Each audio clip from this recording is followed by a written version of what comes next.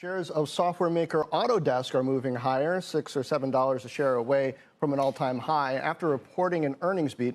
I talked to the company's CEO Andrew Anagnost earlier this morning to discuss the quarter and why he's feeling confident long-term despite lowering guidance. We had a strong quarter. Q2 is not going to be as good. Some of the things we factored in, and I think you noticed the guide had pluses and minuses in it, right? Our revenue is still going to grow somewhere between 12 and 15% for the year, and we're going to add 2 to 4 points of margin. That puts us in a pretty elite category.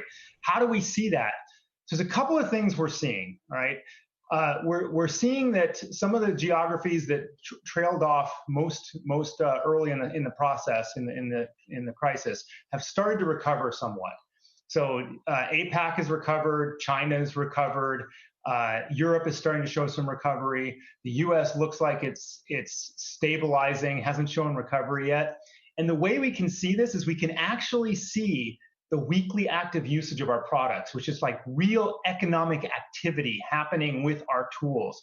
And we watched it go down and we've watched it start to track back up, which gives us confidence that as we head towards the end of the year, we're going to see some recovery. But longer term, John, what's really giving us a lot of confidence is how this is really driving our customers to the cloud. Yeah, that's the kind of data that you couldn't have gotten with on-premise software. I also asked him what kind of impact COVID-19 is having on his business. Is he cutting workers or is he investing? We're kind of in a privileged position. We're growing both revenue and margin this year. And, on the other side of this, we see digitization, which is something that we're really big in for our customers, accelerating. So we see this as a time to invest.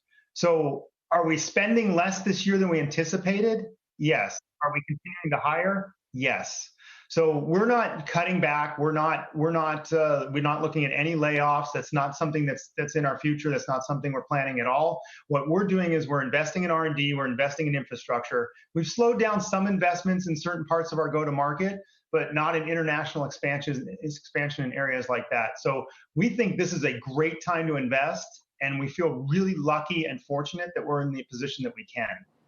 Guys, I talked to him about some of the stuff we were talking to Aaron Levy of Box about earlier in the show, specifically this idea that this crisis is moving some customers more quickly to the cloud. I asked him to get specific. He says that he thinks that some customers really are moving, I guess the way he put it, overall, 2 years might have been shaved off of the time that a customer base is moving to the cloud. And granted, some of the customers that he works with were moving at a slower clip, but that is significant. That stock right now up nearly 3%, pretty close to that $210 a share that it hit before all this crisis started, guys.